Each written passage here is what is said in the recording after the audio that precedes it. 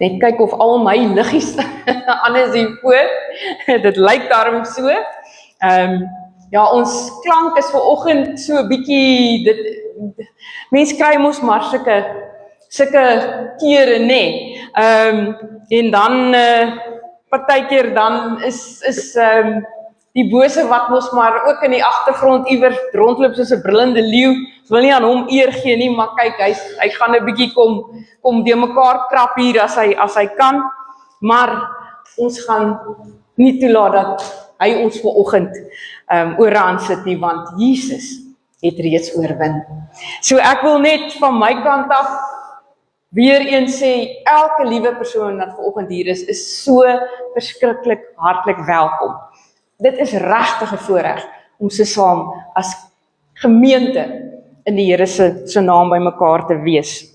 En dan natuurlik, het ek nie vergeet nie, vir ons aanlyn kykers daar by die huis, wat ek nou by ons aangesluit het, dit is weer eens ook 'n voorreg om die woord van die Here so aan julle ook te kan kom deel vanoggend.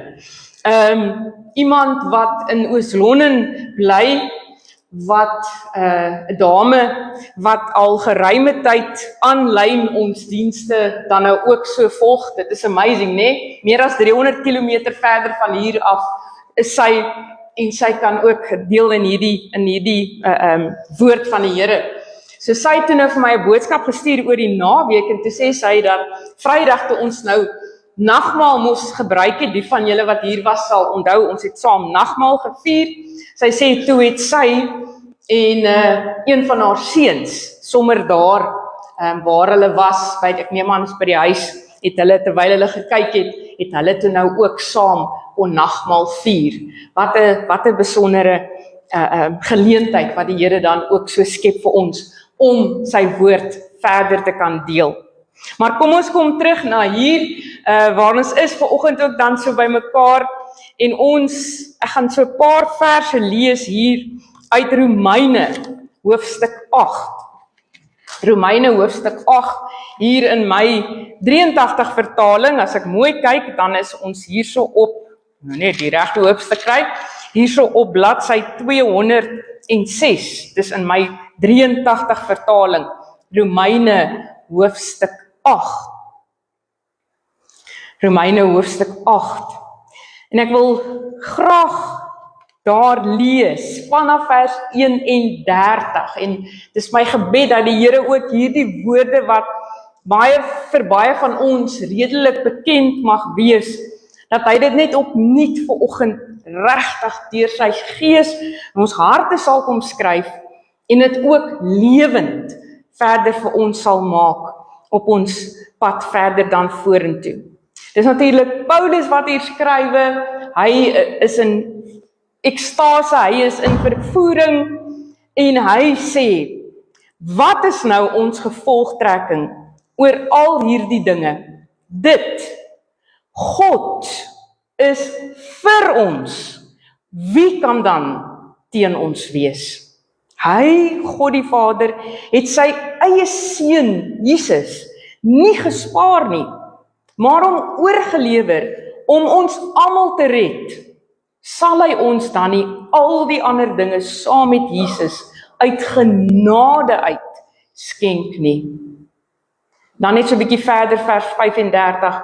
Wie kan ons van die liefde van Christus skei? Lyding, benoudheid, vervolging, honger, naaktheid, gevaar of swaard? Daar staan immers geskrywe, dit is oor U dat die dood ons dag vir dag bedreig, dat ons so slagskape behandel word. En dan vers 37. Maar in al hierdie dinge, met ander woorde, in die swaar kry, in die beproewing, in die honger, in die vervolging, in die benoudheid, in die lyding, in die gevaar selfs, in al hierdie dinge, en nog meer, sê vers 37, is ons meer as oorwinnaars deur hom, God, wat vir ons liefhet. Hiervan, vers 38, is ek oortuig, geen dood of lewe, of engele, of magte, of teenswoordige, of toekomstige dinge, of kragte, of hoogte, of diepte, of enigiets anders in die skepping, kan ons van die liefde van God skei nie. Die liefde wat daar is in Christus Jesus, ons Here. Amen. Is dit nie wonderlik om net weer vanoggend hieraan te kon herinner word nie, nê? Om hieraan te kan vashou, dat niks op hierdie aarde, in die hemel, of waar ook al, ons kan skei van God se liefde vir elke een van ons wat vanoggend hier sit nie. Want, soos ons dit dan nou gesing het ook vanoggend, Jesus het die dood oorwin. En so, as ons dan dink aan vandag wat opstanding Sondag is dit nie maar net 'n mooi herinnering nie. Dit is nie maar net, asof dit is al klaar op sigself so wonderlik, dat ons hierdie opstandingsverhale van Jesus kan lees in die evangelies, maar dit is nie net 'n herinnering vandag nie. Dit is 'n oorwinningsverklaring. Dit is 'n verklaring van oorwinning hierdie opstanding Sondag. En as julle nou baie mooi kyk, sal julle sien dat die verhoog vanoggend so effens anders lyk. Dit was weer eens Ronel wat net met daai gawe wat die Here vir haar gegee het, alles net so pragtig laat lyk. En julle sal sien die klere wat vanoggend hier op die verhoog veral is natuurlik wit. Dit is goud, nie meer die doringkroon nie, maar die koninklike krone, die goue krone. En dan het ons natuurlik ook daardie pragtige wynrooi nog steeds, wat Jesus se bloed simboliseer. En ons het die wit drapering, wat, ek weet nie, of julle is Ronel, wat het so vir ons vanoggend gedoen het, die verskriklik baie dankie. Ek kon net nie daarby uitkom die naweekie, en toe ek hier instap, te sien ek, dit is gedoen. Hierdie klere wit en pers en wynrooi en goud.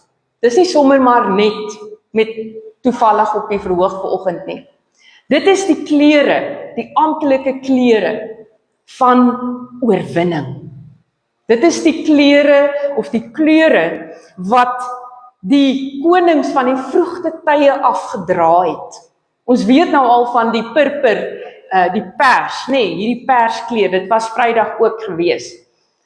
Ons weet dat dit 'n koninklike kleur is. Maar dan die wit en die goud wat bykom, dit is gedra van die vroegste tye af, deur oorwinnaars. Dit is die oorwinnaars klere en kleure, wat ons vanoggend hier dan so pragtig kan raak sien. En hoekom? Want Jesus is die oorwinnaar. Hy het die oorwinning aangekondig. En soos vanoggend se sleutelwoordjie, die een woord, is oorwinning. Oorwinning. Maar weer eens, as ons net vinnig kan teruggaan na Vrydag, nou Paasvrydag, Goeie Vrydag, het ons gesê daar dat dit eintlik so 'n groot teenstelling is, wat deel is van hierdie tyd. Want soos ons die afgelope paar Sondae, nou tydens Lydenssondag dit gehoor het, en die boodskappe wat die Here glo ek op my hart kom druk het om te deel, het ons gehoor, soos in Openbaring 5, dat Jesus inderdaad die leeu van Juda is. Maar het Johannes gesien in daardie visioen in Openbaring 5, Jesus is ook die lam wat geslag is. En so word ons net weer eens herinner vanoggend dat Jesus, die koning van alle konings, het oorwin. Maar hy het oorwin deur te sterf, deur te ly. En daarom, soos ons aan die begin van die diens die woorde gehoor het, uit 1 Korintiërs 15 wat ook deel is van ons begrafnisformulier. Daarom kan ons saam met Paulus sê, dood, waar is jou angel? En doderyk, waar is jou oorwinning? Ja, hierdie oorwinning kom inderdaad deur lyding, soos wat Jesus vir ons gelei het aan die kruis op Golgotha. Maar ek glo ook vanoggend wil die Here, terwyl ons hierdie liedere gesing het van oorwinning en van krag en van mag, wil die Here ook vanoggend vir jou en vir my kom sê, maar ons moet ook soos 'n kindjie word, opnuut vanoggend.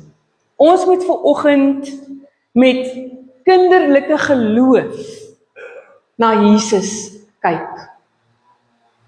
In kinderlike verwondering, met ander woorde, vanoggend voor Jesus se troon kom staan.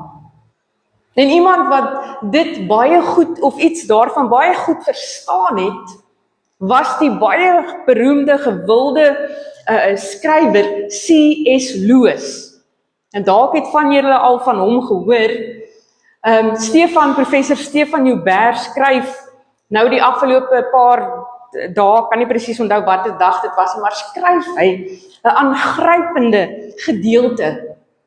Eintlik oor die leeu van Juda, maar hierin vertel hy ook van C.S. Lewis, die baie beroemde skrywer, wat iets verstaan het, daarvan om soos 'n kindjie te glo.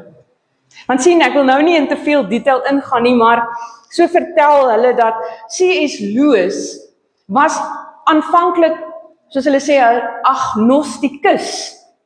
Hy was iemand wat nie in Jesus Christus geglo het nie, hy het nie in God geglo nie. Eintlik was hy 'n ateïs.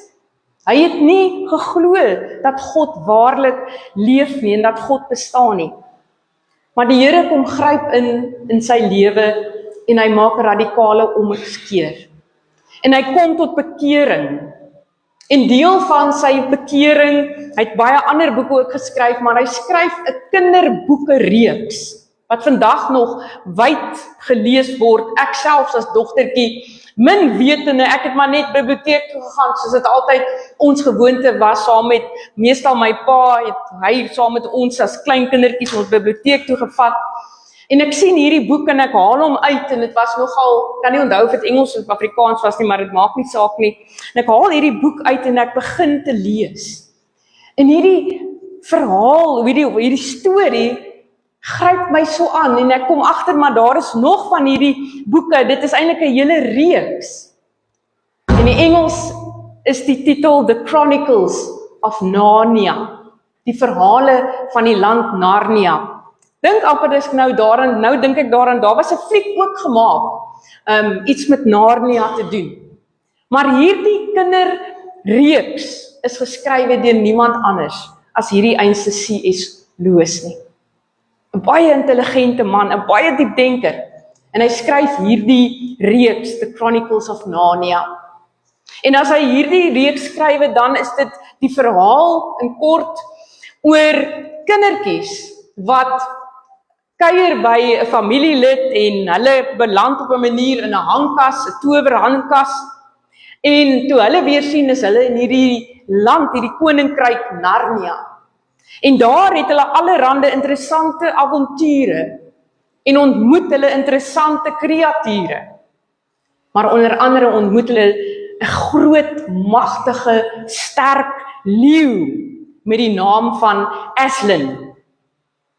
En soos wat ek as dogtertjie nou maar in my eenvoud verder gelees het voordat ek besef het uiteindelik na heel wat later presies wat dit is en wie die persoon is wat dit geskryf het, kom ek agter daar's iets in hierdie leeu wat my herinner aan Jesus. En op die ou end, ek wil nou nie soos hulle sê 'n spoiler gee nie, maar op die ou end met hierdie leeu gebeur daar sekere dinge en daar is 'n oorlogvoering tussen hom en soos hulle sê die evil deel van wat daar in die koninkryk was, volgelinge van 'n bose leier, so ek wil nou nie 'n storie vertel nie. En op die ou end met hierdie Leo Aslan die hoogste prys betaal. Maar intussen vertel is die verhale dan nou, soos ek sê, ook van hierdie kindertjies, hierdie kinders wat hierdie avonture beleef. En onder andere was daar 'n meisietjie met die naam Lucy, en ek dink, ek het ook gelees dat Stefan vertel, dit was 'n niggie of een of ander familielid van C.S. Lewis, wat hierdie naam gehad het, dogtertjie, en so is een van die karakters dan nou Lucy in hierdie verhaal. En Lucy het hierdie groot Leo Aslan gesien, en hulle het weggegaan, sy is weg van hom af, dink skoolvakansie is verby, en toe het hulle weer op 'n stadium teruggegaan en gaan kuier, weer daar beland. En dan kom sy terug en sy sê, groet hierdie leeu, en hy sê vir haar, welkom, dogtertjie. En dan sê sy, en sy kyk na Aslan, onthou, sy is toe nou al groter, nee? Sy het gegroei, sy was 'n klein dogtertjie, so sy sal so 'n bietjie groter. En sy kyk na hierdie leeu Aslan, en sy sê, maar, jy staan nou groter. En hy kyk na haar, en hy sê vir haar, nee, dis nie ek wat groter is nie, ek lyk net groter, want jy het ouer geword. Jy het iets meer van my almag begin besef. En ek glo vanoggend, ek en jy, soos wat ons nader kom aan Jesus se troon, soos wat ons die pad saam met hom stap, soos wat ons deur hierdie dinge wat Romeine 8 onder andere hier noem, deur die lyding, deur die benoudheid, deur die beproewinge stap, deur wat ook al oor ons pad kom, wat dit partykeer vir ons moeilik maak om uit te hou, soos wat ons hierdie pad saam met Jesus Christus stap, raak hy, met respek gesê, in ons oë, of is hy veronderstel, om ook groter te raak. Want deur die moeilike tye beleef ons of is ons veronderstel om dan juist te beleef hoe groot God se almag is. En hoe groot sy liefde vir my is. Soos wat Paulus dit inderdaad ook kon uitjubel. Want Paulus het geweet wat dit is om deur moeilike dae te moes leef. Om vir sy geloof vervolg te word. En daarom kan hy dit op 'n paar plekke uitjubel. Nie net hier nie, maar dink in Romeine 11 en soveel ander plekke. Wat hy sê, wie is ons God? Daar is niemand soos hy nie. Want Paulus het dit geleer ken, deur swaar kry, deur beproewing, het hy Jesus, al hoe meer iets van Jesus begin verstaan. En so, glo ek wil die Here vanoggend ook vir jou en vir my, ons oë net so klein bietjie meer kom oopmaak. Nie omdat hy groter word nie, want daar is geen einde aan wie hy is nie. Maar dat ek en jy met die geloofsoë van 'n kindjie vanoggend, iets meer, iets groter van hom sal raak sien. En as ons dan kyk na die kruis vanoggend, dan is ons nie veronderstel om 'n nederlaag te sien nie. Ja, nie vir Jesus nie. Dit was nie 'n nederlaag aan die kruis op Golgotha nie. Behalwe dat dit die oorwinning was vir Jesus Christus, was dit ook 'n slagveld. Soos hulle in Engels sê, dit was 'n battlefield. En ons gaan nie nou so intoe blaai nie, maar gaan lees gerus Kolossense hoofstuk 2, wat Paulus ook skryf. En daar vertel hy hoe dat Jesus Christus die bose magte en die owerhede ontwapen het, en hulle mag gebreek het, en hulle in die openbaar tentoongestel het.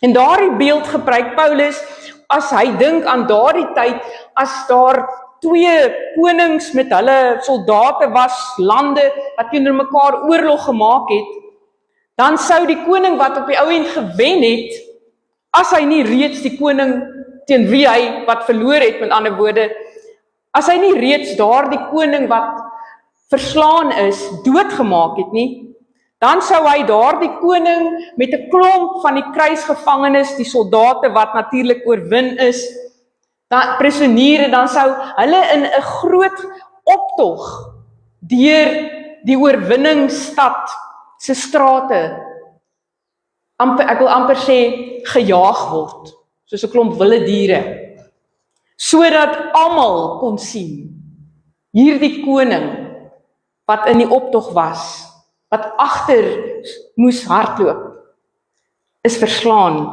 deur hierdie koning wat voor deel was, eintlik hierdie optog gelei het, hierdie oorwinning optog.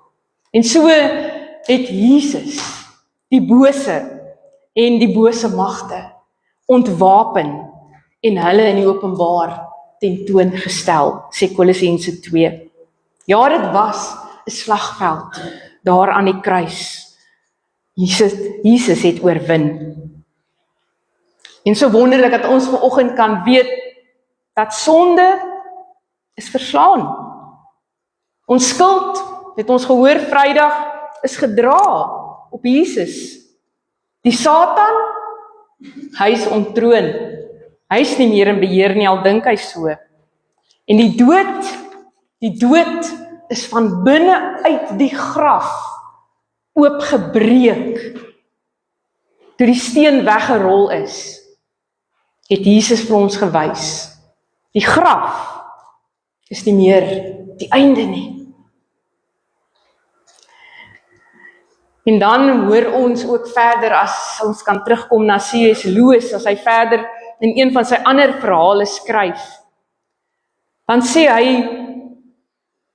hierdie Christus, Jesus Christus, hierdie leeu Aslan, wat dan natuurlik Jesus Christus verteenwoordig of simboliseer, skryf hy dat hierdie leeu ook gevaarlik is.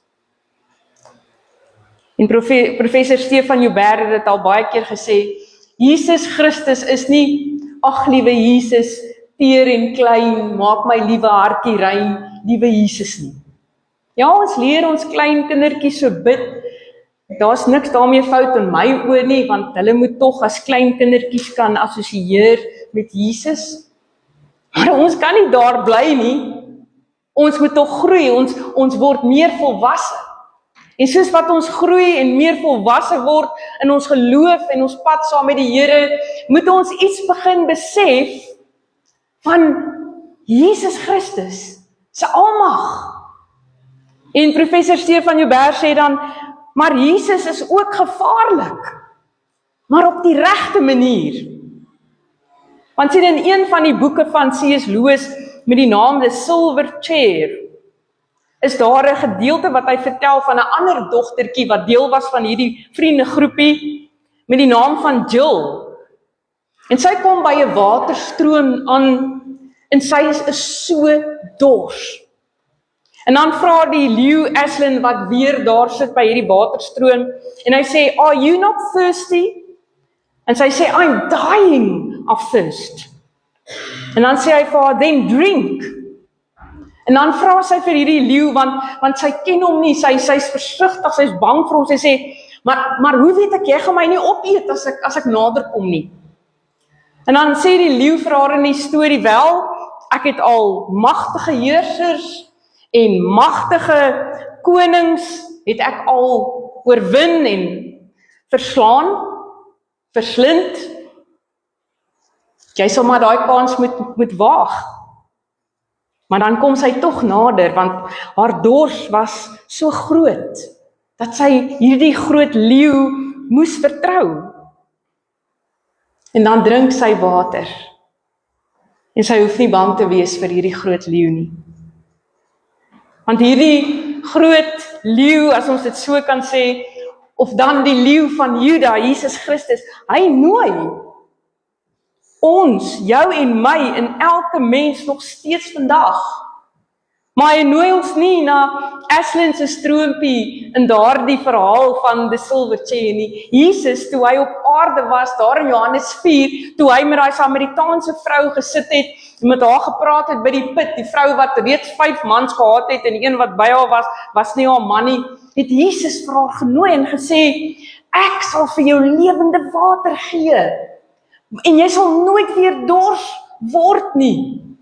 En net so 'n bietjie later in Johannes 7 sê hy, "Met hom wat na my toe kom, sal dit wees hom wat by my kom drink, daar sal lewende water uit sy of haar binneste uitvloei.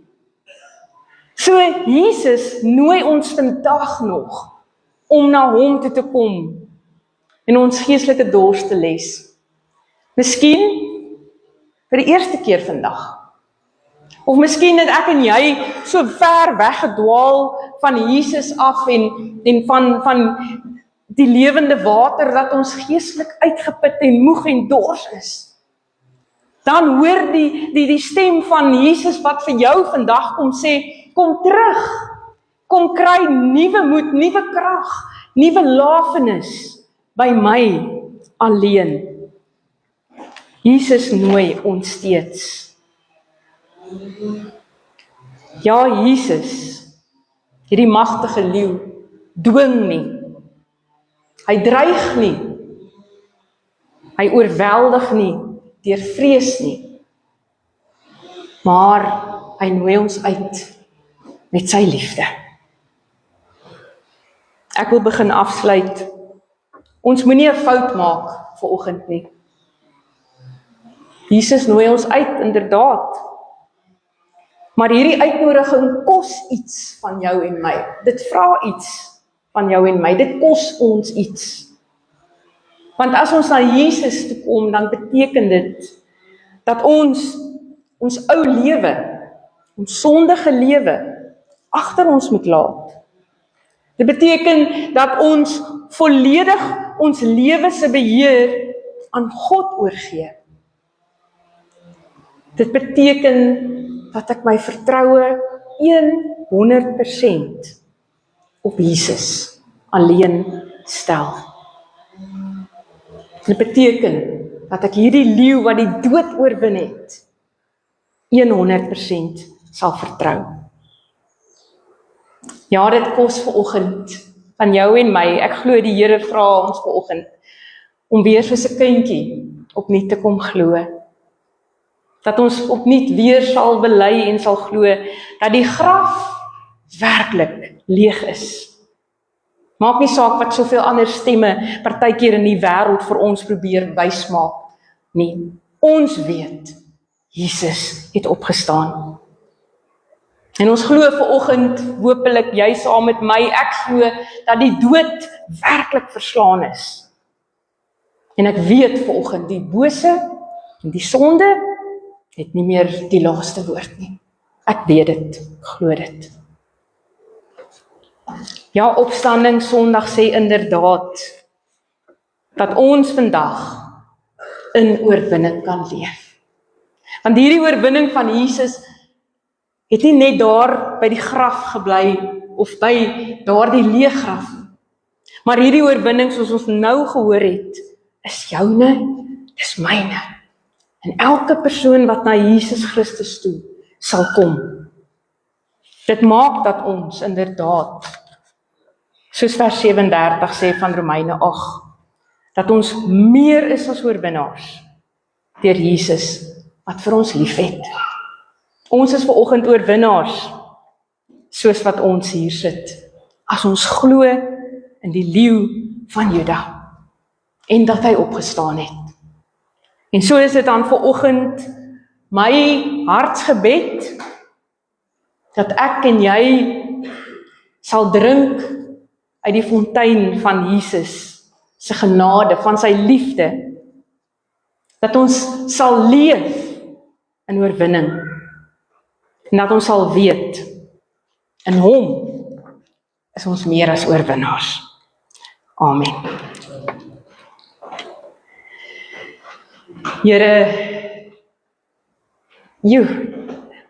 soos in Engels sê, we just can't get our minds around it.